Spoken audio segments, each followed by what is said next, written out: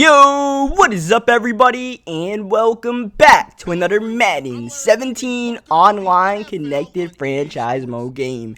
Today, two of the top teams in the NFC collide. The 11-1 Seattle Seahawks and the 10-2 Green Bay Packers do battle at Lambeau Field as Aaron Rodgers is buried and Aaron Rodgers is hurt. Still on the ground after the play, holding his hand. In comes Christian Hackenberg, the rookie, on third down to play for the Packers as they punt the ball after running it with Eddie Lacy. Big development early on in a game that could decide who gets a first round bye in the NFC. And not only that, the Packers, Aaron Rodgers out for the rest of the game with a broken thumb. This is a big developing story to watch, not only for this game but for future games for the Packers. We'll check the injury report afterwards to see how long Rodgers is out as the Packers get the ball right back after the first Seattle drive stalls out. But the Packers are 10-2, but if they lose this game, the Detroit Lions are right back in the battle to try to win the NFC North. So there's a lot on the line for the Packers, more so than the Seahawks, because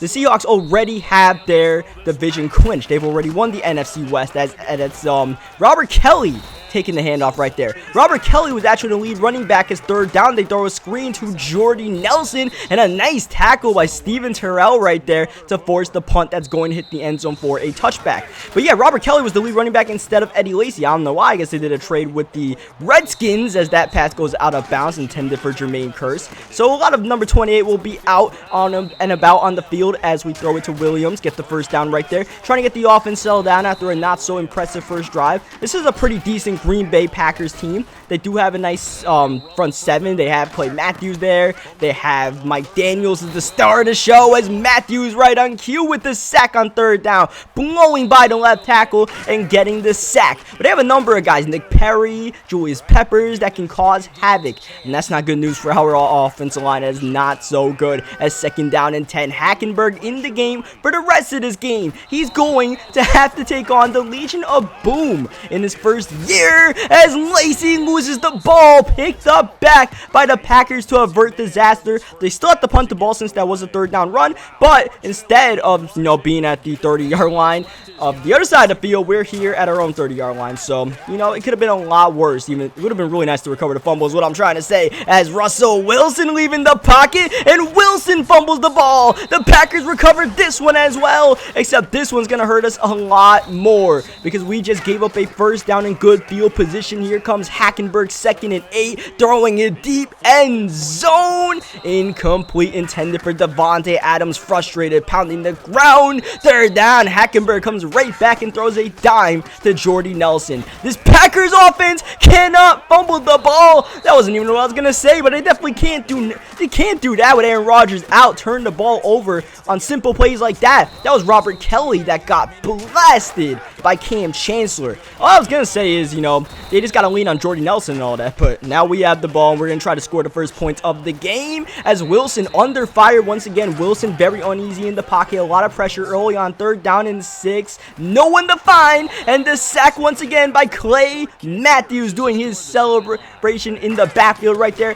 That was more of a cover sack than anything else. Didn't like what I saw, didn't want to force it, and Clay Matthews ended up bringing us down as Hackenberg is rocked on first down. Trying to run the ball on second down, so far no success running the ball, whether it's Robert Kelly or Eddie Lacy. Third down and long, Hackenberg trying to roll out, trying to look and find. Dangerous pass right there. That's one that you probably don't want to make, and so far the Seahawks defense is locking down and we force our second touchback on the punt of the game. Eventually this offense is going to have to get going. Our defense is doing everything necessary to win the game. The one thing we are not doing, as opposed to what he's doing for the most part, is turning the ball over. We got to make sure we don't do that. Obviously we fumbled on one somewhat promising drive as we're looking to set up the screen to Tyler Lockett. He's got the catch and Lockett speeding his way to midfield. We hit the 2-minute warning. Wilson looking, throwing for Kearse, who gets up ended. That's going to be an incomplete pass. Good play by the defensive back. Second down, Wilson. Here comes pressure. Didn't like what we saw. Threw the ball away. Mike Daniels in the face of Wilson. This time on third down, he's sandwiched and taken down. The Packers continue to contain this Seahawks offense. One of the better offenses at converting third downs in the NFL this year has been limited to, what, maybe one third down conversion, if not zero, as Hackenberg looking to make something happen, and he throws it right at Earl Thomas. Bad mistake right there. Earl Thomas does not get both feet in bounds, but there was a holding penalty on David Bakhtiari. We declined the penalty, and he gets the first down. Sherman, oh, a lot of things happening right there. So I'll take you guys one by one. First of all, on Sherman's play, we user stripped the ball as it's loose once again, and we got that. And on the holding flag that we declined, I declined it because I'd rather have the third down 10 than second down 19, and almost didn't work out for us as we face our own third down and 16, hitting CJ Procise, who gets hit by Jake Ryan hard. Hangs on though for the catch, and we're going for the field goal on fourth down, which is good by Steven Hauschka, who has been just fantastic this season. His second game in a row with a long field goal in windy conditions as Robert Kelly before halftime. That's going to be a holding penalty. We're actually going to accept it just because whether we accept or decline it, it goes to halftime anyways, might as well accept it and take away the yardage, help our defense out and give them some more combined stats. We get ball to start the third quarter, hitting Procise, and Procise gets the ball to midfield. Wilson, not impressive numbers, but we haven't been turning it over until now. A little bit of Ray looking for Jimmy Graham, and Sam Shields with the interception. Shields, the longtime Green Bay Packer in that secondary, was a part of the Super Bowl winning team, hoping to spark something, but another fumble, and this time Mike Morgan is in for a touchdown. No Lambeau leap from this man, but that will give us a 10-0 lead, and the first touchdown of this game is a defensive touchdown as Robert Kelly comes right back and stumbles his way to the 49-yard line. But for Kelly, ball security is a must, as a nice pass by Hackenberg to Randall Cobb, and the Packers are at the 28-yard line with their first very promising drive of this game. A second down and 10, looking to rebound quickly from that fumble, scoop, and score. Hackenberg, though, just a lot of good coverage by the Seahawks, forcing Hackenberg to roll out, can't find anything he likes. Third down and 10. Oh, Jordy was open, got separation from Richard Sherman again, but just a bad throw by Hackenberg. You gotta think that's one that Aaron Rodgers completes if he's in this game. No, Rodgers definitely having an impact on this one. They settle for the Mason Crosby field goal that is up and good. Makes it a one-possession game, and with the way this game is going, the way we're struggling on the offensive end, the Packers are definitely still in this one, as Thomas Rawls is struggling to find lanes to run the football. Losing 4 yards that time. Second down, Wilson got time, got a man open, and it goes in and out of the grasp of Jermaine Curse. Third down and 14 now. Wilson throwing and intercepted again. Jake Ryan this time takes advantage of the Wilson misfortune, and that was just a bad read there by us. A little bit of a frustration throw. Just frustrated about the the drop catch, not so good run blocking and all that. It's starting to mount up a little bit, but we have to keep in mind we do have the lead in this game. We do have the advantage. We still have Aaron Rodgers on the bench as Hackenberg throws the interception to Earl Thomas, and that was definitely a pass intended for Robert Kelly, who spotted up out the backfield about 4 to 5 yards out, and Hackenberg just straight up overthrew him, and it went right to a very fortunate Earl Thomas. Third down and 4. Wilson has to let it go. Pressure immediately after getting the handoff right there, and there's no time to throw the football for the most part. And even when there is time, I've mentioned it before, when there's a lot of pressure in your face, that clock in your mind, that invisible clock on when you're supposed to throw the football, it accelerates vastly as the open man is Richard Rodgers, and it's starting to get in our heads a little bit. And you guys see the interceptions are starting to mount up. The Packers defense is showing up now. The Packers offense needs to, and they do. Jordy Nelson with the game's biggest play over to Sean Shedd. What a catch. We are tied up as we're heading to the fourth quarter, but not before Russell Wilson run a 5-yard, sets up a third down and 7. Wilson outside, overthrows everybody, incomplete pass. The Packers are going to get the ball back. 10 unanswered points and are looking to score some more. Remember the game we played last week against the Panthers? They scored the first 10 points of the game, and then we went 27 unanswered. The Packers are looking to do the same to us. 2nd down and 4. Hackenberg rolling out as he's done all game long, but whenever he does it, he doesn't seem to find anyone open. Bobby Wagner with the sack. 3rd and 17. He just throws the ball away. Not looking to make a mistake in a tie game, throw an interception. Instead, play the field position game and rely on that stout defense as Tyler Lockett on the return.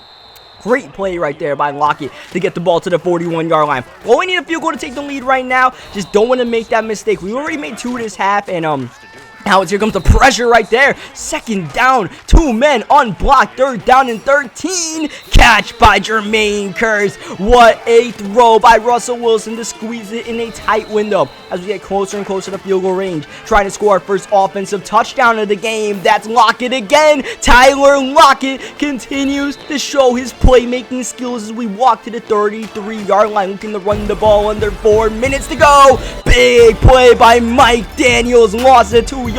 Wilson looking to throw.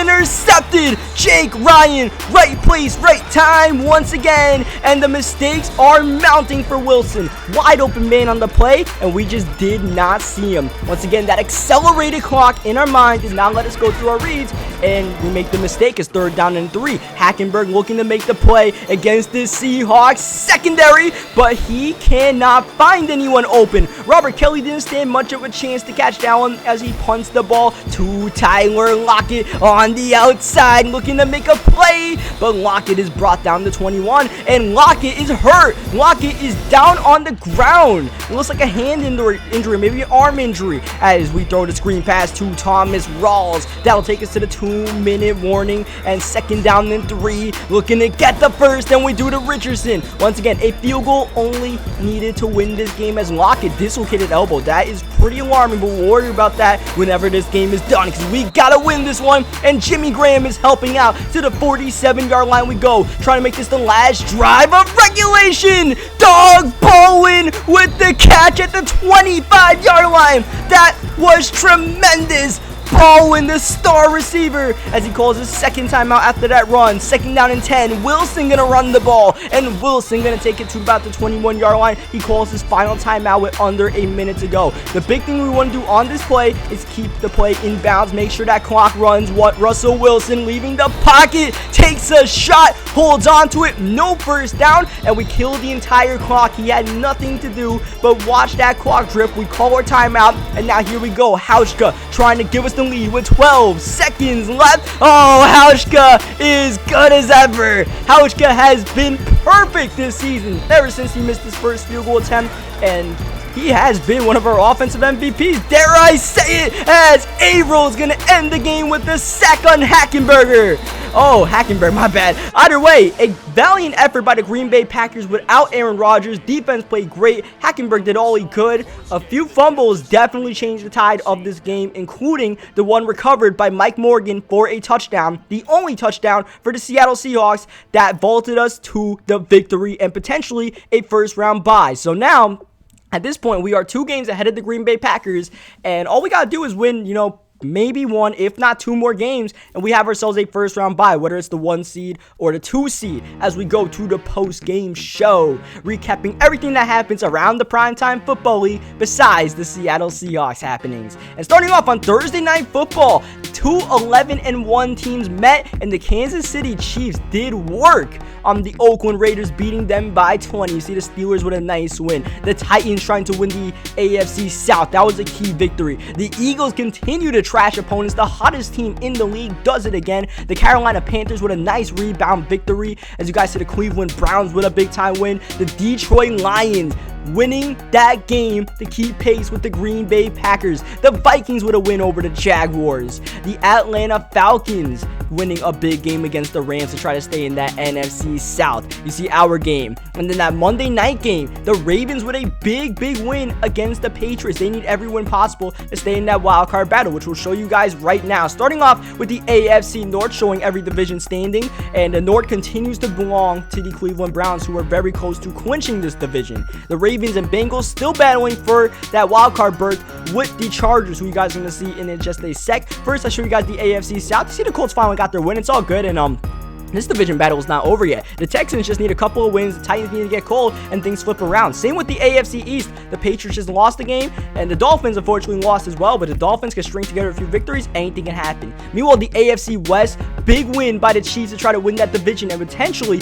send the Raiders to wildcard weekend despite them being 11-2. And then the Chargers, as you guys see, in that very tough division, still in that wildcard contention. Now, as we go to the NFC, what a battle we have in the NFC North. 2 10-3 teams. Those two teams play in week 17, the Lions and Packers. That could be for the division. As you guys see, the NFC South hotly contested right now. The Falcons on the Panthers next. Panthers start so hot, they're starting to reel now. And then the NFC has the Cowboys, trying to creep in there for a wild card spot, not so much. And then the NFC West, you guys see the Seahawks and Eagles pretty much have their business taken care of. Now we go to some quarterback stats. You guys see all the top passers: Tom Brady, Andy Dalton, Jared Goff. But these aren't guys on winning teams. These are just guys throwing for a lot of yards. A lot of it empty yards, maybe at the end of games or something like that. The touchdown leaders are a little bit more of an indication of who's doing well, like Matt Stafford, Derek Carr, Carson Wentz is up there. The interception leaders, there you see some of those top passers: Andy Dalton, Jared Goff, Andrew Luck is up there. Andrew Luck is hurt right now though, so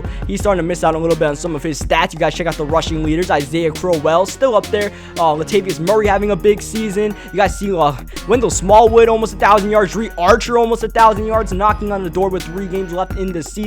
Jonathan Stewart continues to run away with the touchdown leading list, but you guys see a lot of guys like Adrian Peterson, Theo Riddick getting a lot of good carries, a lot of good fantasy points. You had them on your fantasy team. And how about this receiving chart? You guys see some of these guys getting a lot of catches, but the star is still Amari Cooper, who is threatening to break records. Odell Beckham Jr. is still up there. Dez Bryant having a fantastic season. Brandon Cooks after getting traded up there. Gronkowski over 1,000 yards. And then the touchdowns, Amari Cooper is dominating. But as you guys are going to see in just a sec, there is going to be a very glaring problem with why Amari Cooper might not break these records. He's actually hurt. We'll look at that when we go through the injury report. We're going to look at the defensive stats first. You guys see Khalil Mack, 18.5 sacks. He's threatening to break the all-time single-season sack record with 3 games left. Very possible. His buddy Bruce Irvin is also up there in sacks. You guys see Joey Bosa having a tremendous rookie season. Luke Kuechly still with those 13 interceptions, and Trey Boston with 9. That Panthers secondary looking very good. And now we're going to check the injury report. Starting off with our team, where Tyler Lockett is out a month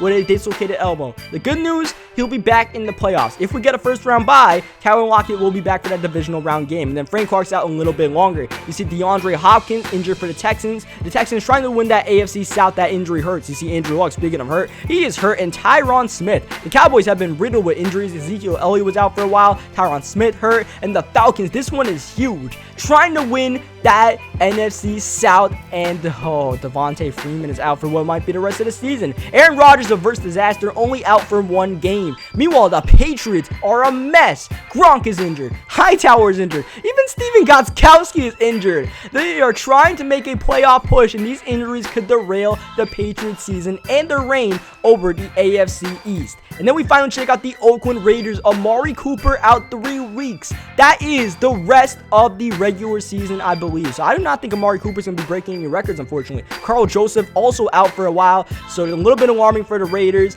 as we end this video. Hope you guys leave a like on the video. If you guys enjoyed this, subscribe for more Madden 17, franchise mode, whatever you guys like. You guys can see the MVP list before we go and some of these Player of the Year awards. And until the game next week, I'll catch you guys next time.